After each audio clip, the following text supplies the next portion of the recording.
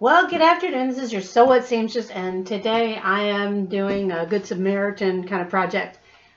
There was a little gal in our local IHOP, and she was mentioning how everybody got new shirts, but they only ordered these really big shirts, and she's just a tiny little thing.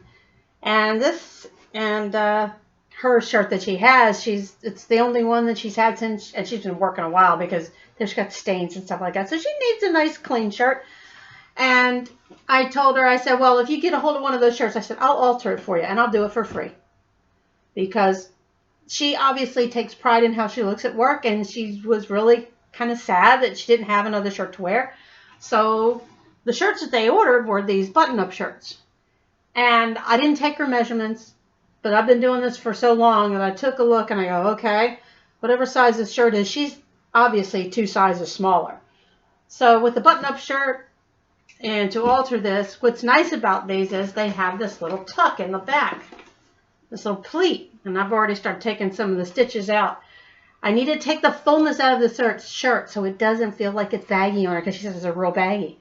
So in order to do that, this little pleat in the back, what I'm going to do is I'm going to make it bigger, and that's going to take in a good 2 inches of fabric. So now you can see where this is going to make and redo and just have it pleated there, and that will take this fullness out. I'm going to put a couple little darts in the back to make it more tailored, and then in the side seams here, since she's so little, these sleeves are probably huge, and I'm going to take them up 1 more size. I'm going to take those sleeves back in. But step 1, and this is what I'm going to show you how I'm doing, is taking out that little pleated spot in the back.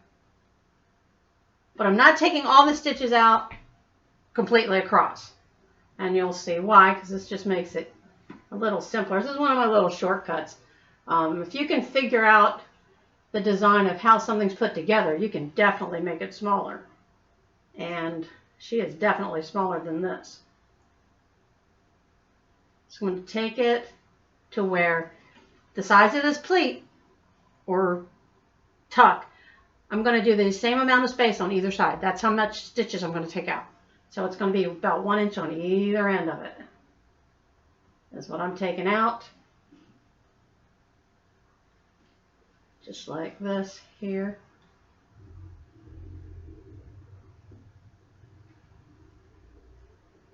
Because that way I don't have to redo the whole yoke. This is the yoke on the back, the shirt yoke. So as I take it out, I put it back in, take my finger measure across, just tease a couple more stitches out of there, and then that will be fine. You don't want to take too much out, because then it just gives you extra work. And now I'm going to take this pleat here, and the way I do it, to take out the fullness across that back for her, take those stitches out, little seam ripper action going on here.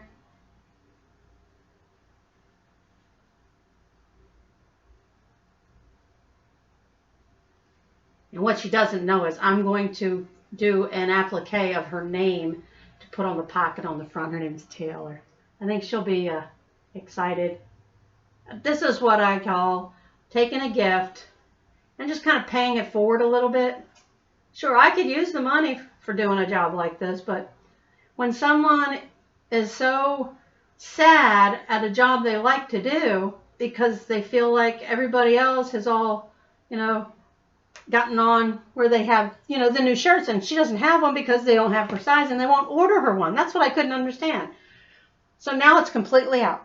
That pleat is completely out.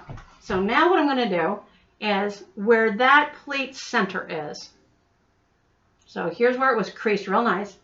Put those 2 creases together. Now I have the center of it. Now with that,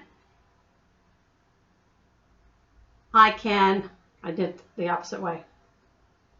I can take the sides, go into it, fold it in like that, and then make it squash it out wider. In other words, the part that I'm taking in, which was it's about 1 inch, taking it in 1 inch, which ends up being 2 inches taken in, and it comes out to the center part, and you can mark it. Like I could mark this with a marking pencil. so that I know that's the center of that. The center of where it was here, and make sure those match up. But what I like to do in this case is take a pin, grab the pins over here, so when I go to squash it out, it doesn't shift around. So I'm going to pin it right there. See, that's how much it's going to be taken in. It's that much. It's like almost 2 inches. And then flatten it out in the center like that. And then fold this back under to where it was stitched to it before. And then I'm just going to stitch over top of that. Now once that's done, once I stitch over that across there, I'm going to press it really good. Actually, I like to press it before I actually stitch it back together. And when you stitch it back together, let me finish with buttoning this shirt.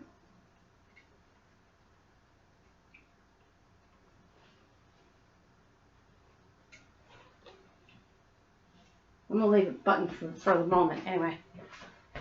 So I'm going to go ahead and put where I want the darts to be, so that when I go to do the sides, I won't have as much to do. Now I call them the back darts that I'm going to put in here. This actually will go, it'll stretch across. So when I go to top stitch it, and that will take care of that. I'm going to go ahead and put a pin at the top. So when I go to press it, it'll look like it's going to when it's completely done. This shirt does have a element of cotton in it, so it was really crisp and starched up, like out of the package. So what I did was I washed and dried it first. You always want to do that when you have a cotton blend. See, once that's like that. But here it's still going to be full. It's going to be really poofy.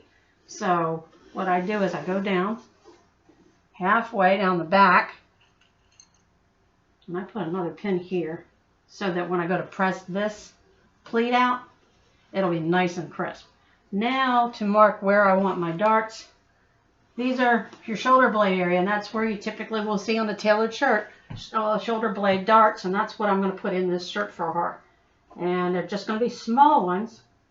So what I like to do is I like to pin everything that I'm going to do to take the bulk out of the shirt for her is where I'm going to pin it. I'm going to take a little bit there. You don't want to go past the waistline. You just want it on the shoulder blade area. Just a very small kind of dart tailoring. And you can see now that it's coming in, because she's only like this big. And I can understand why she would not want to have a shirt that's like she's swimming in it. And you go from under the arm across. That's where the beginning of the dart is for both sides. So here's the underarm seam, go straight across, and that's where my dart's going to start. And it's going to end above the waist. The waistline on this mannequin is right there. Now, the trick to this is a challenge. I don't have my model. I don't have the person here with me to put this on like I normally do and do the alteration. So when I deliver this shirt, I want her to try it on for me. And I want to just see how much 45 years experience has paid off, right? I mean, I always like a challenge, and not having the model with you and looking at them and guessing their size is pretty much fun for me. Now on the front, you don't want to do any darts in here because you got a pocket there. That would take away from it. But to bring in this here, I'm going to take in the side seams just a little bit. I'm going to taper those in so that they come in about a good inch on each side. And I can do the top stitching just like what's on here.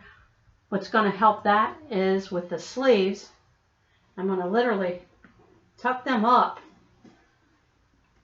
another seam, 5/8. By doing that, I'm taking in 5/8 inches all the way around the sleeves, including the underarm. And what that does is that makes the sleeve not so floppy. And it also takes in 5/8 inch here, because she has little skinny arms. So first thing is the back. Button-up shirts, when you're altering them, you always alter them in the side seams and in the back. Putting the darts in the back just makes it tailored, and it makes it sit and lay really great. So I'm going to tackle this, and then part 2, I'll show you how to do the sleeves.